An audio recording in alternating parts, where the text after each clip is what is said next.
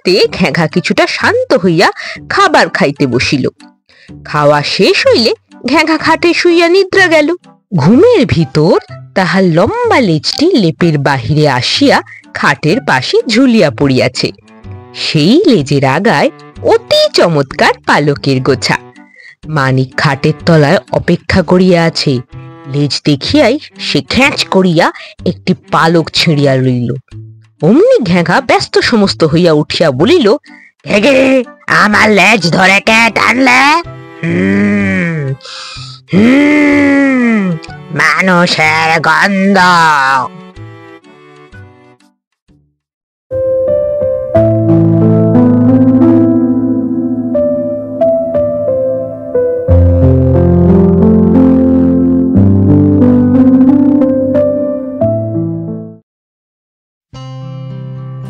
নমস্কার, আমাদের YouTube channel গালভরা গপ্পে আপনাদের সকলকে স্বাগত। বাংলা সাহিত্যের বিভিন্ন সময় সাহিত্যিকদের রচনা দিয়ে সাজানো আমাদের এই চ্যানেল।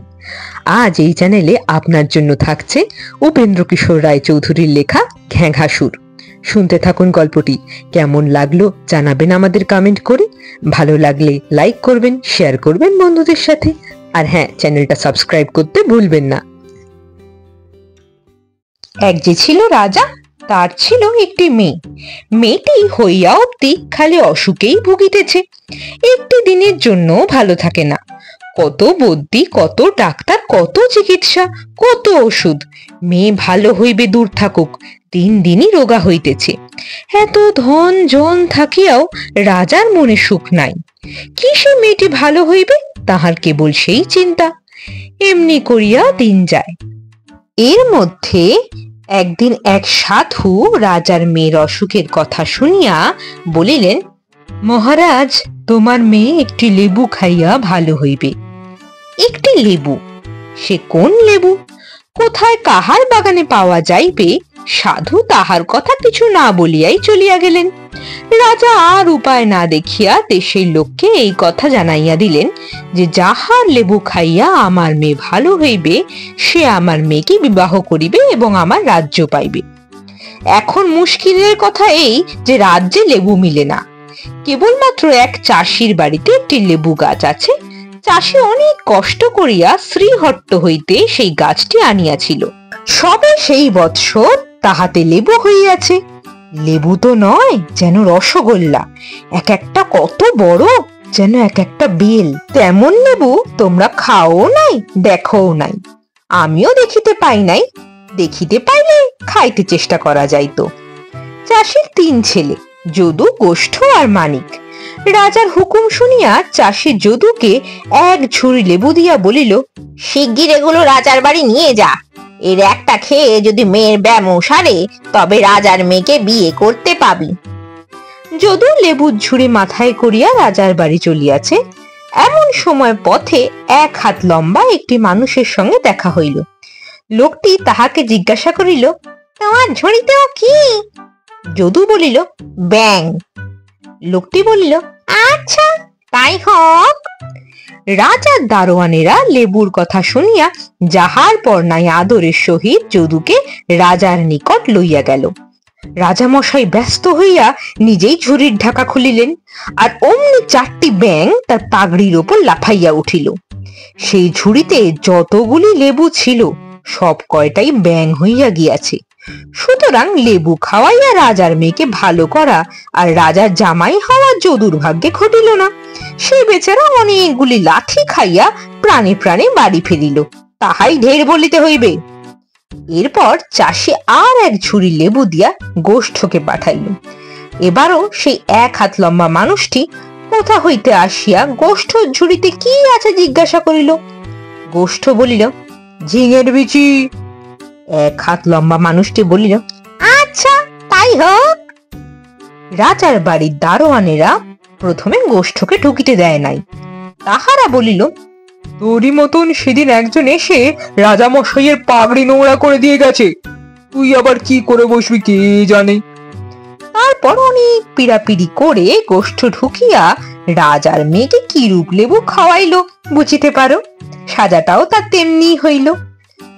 মানিককে সকলেই একটু বোকা মনে কর, কাজেই তাহাকে আর লেবু ঝুড়ি দিয়া রাজার বাড়িতে পাঠাইতে কেহ বলিল না। কিন্তু সে যাইবার জন্য একেবারে সাজিয়া গুছিয়া প্রস্তুত হইয়াছে। যতক্ষণ না চাষি তাহাকে যাইতে বলিল ততক্ষণ তাহাকে কিছুতেই ছাড়িল না। শেষটা তাকেও এক ঝুড়ি লেবু দিয়া পাঠাতে হইল। পথে সেই 1 হাত লম্বা মানুষের সহিত মানিকেরও দেখা হইল। 1 হাত লম্বা মানুষ জিজ্ঞাসা করিল, ঝুড়িতে কি? মানিক বলিল, ঝুড়িতে লেবু আছে, তাই খেয়ে রাজার মেয়ের অসুখ সারবে। 1 হাত লম্বা মানুষ বলিল, আচ্ছা তাই হোক। রাজার বাড়িতে ঢুকিতে মানিকের যাহার পর নাই মুশকিল হইয়াছিল। অনেক মিনতি আর হাত জোরের পর দারোয়ানরা তাহাকে পথ ছাড়িয়া দিল আর বলিল, দেখিস যেন ব্যাং কি ঝিঙের বিচি টিচি না হয়, তাহলে কিন্তু তোর প্রাণটা আর থাকবে না। যাহা হোক, মানিকের ঝুড়িতে লেবুই পাওয়া গেল। রাজা মশাই তো খুব খুশি, তাড়াতাড়ি বাড়ির ভিতর লেবু পাঠাইয়া দিয়া বলিলেন, কেমন হয় আমাকে খবর দিস। খবরের আশায় রাজা মহাশয় বসিয়া আছেন। এমন সময় মেয়ে নিজেই খবর লইয়া উপস্থিত। সেই লেবু মুখে দিতে না দিতেই তাহার অসুখ একেবারে সারিয়া গিয়াছে। ইহাতে রাজার মশাই যাহার পর নাই আনন্দিত হইলেন, কিন্তু তাহার পরেই ভাবিতে লাগিলেন, তাই তো কি করিয়াছি, এখন যে চাষির ছেলের সঙ্গে মেয়ের বিবাহ দিতে হয়।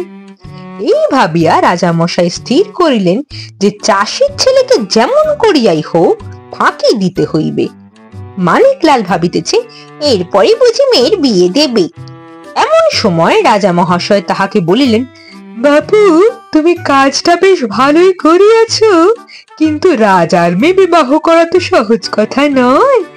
আগে একখানা কাজ করিয়া দাও, তারপর দেখা যাইবে কি হয়।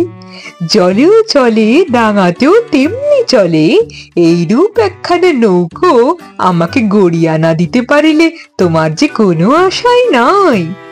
মানিক যে আজ্ঞা বলে বিদায় লইল। তারপর বাড়ি আসিয়া সকল কথা বলিল। বাড়ির সকলেই মানিককে নেহাত বোকা ঠাউরাইয়াছিল।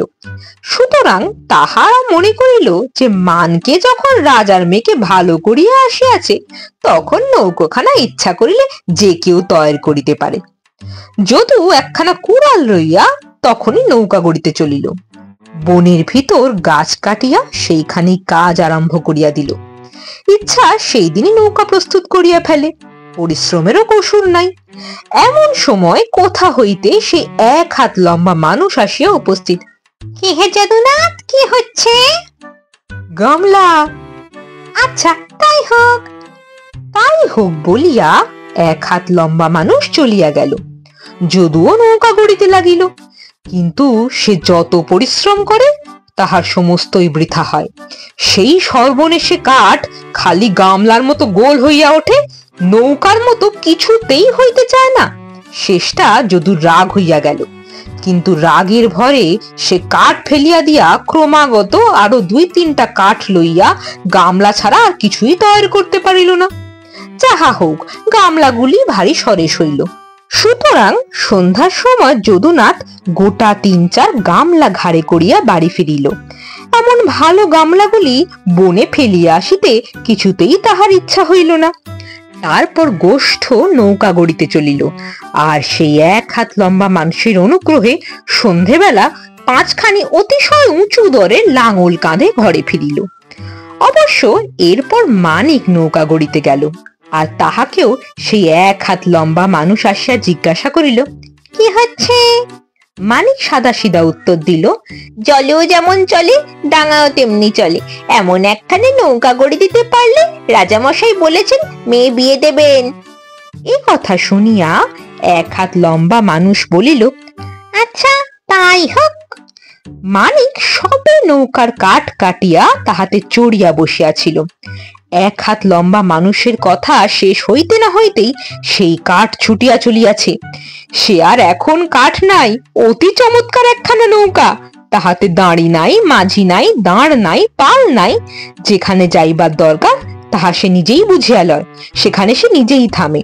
রাজা রাজের উপযুক্ত মখমলের গদি তাকিয়ায় তাহার ভিতরটা সাজানো। বাহিরটা দেখিতে কি সুন্দর তা কি বলিব। যে জিনিসে তাহা সাজাইয়াছে সেই 1 হাত লম্বা মানুষের দেশে হয়, আমি তাহার নাম জানি না।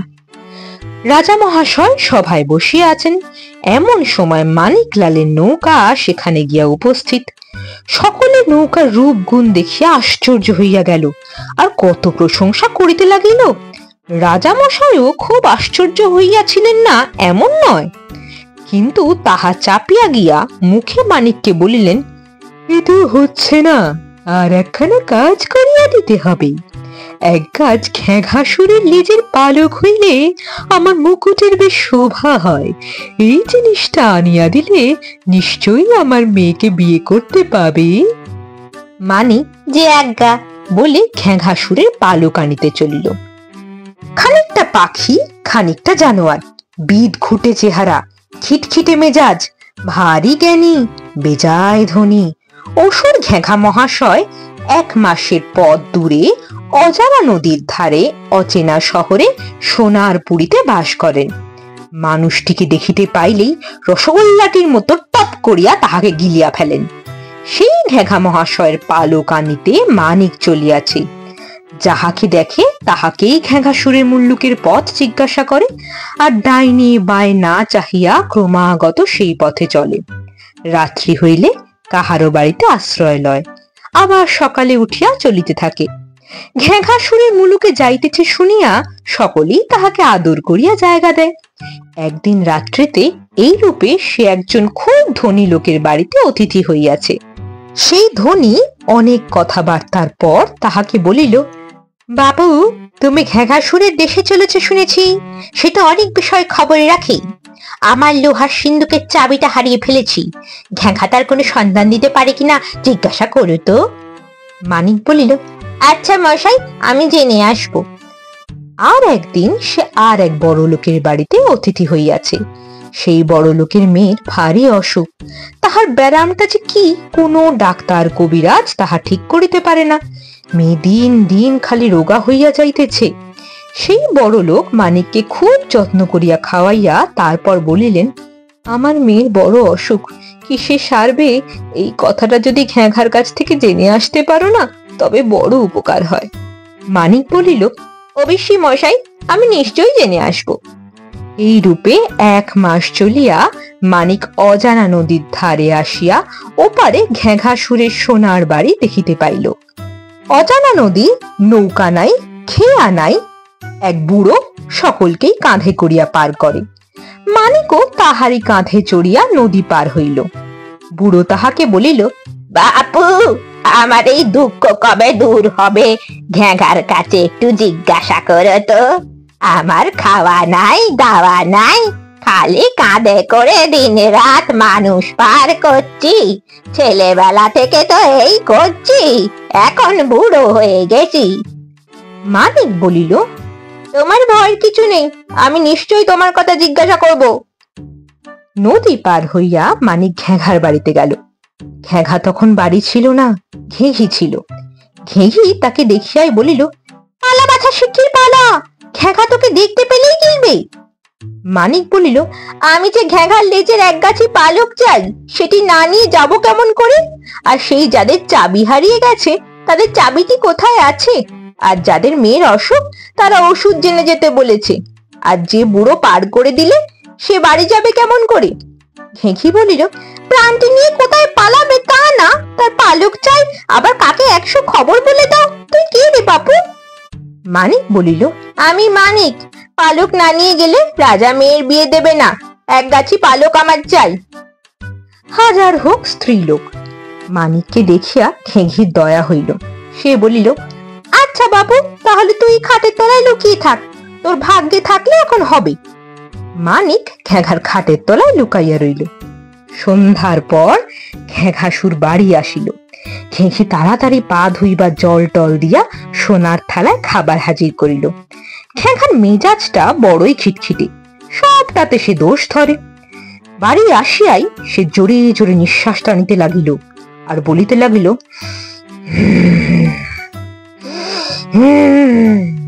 মানুষের গন্ধ এলাকার থেকে,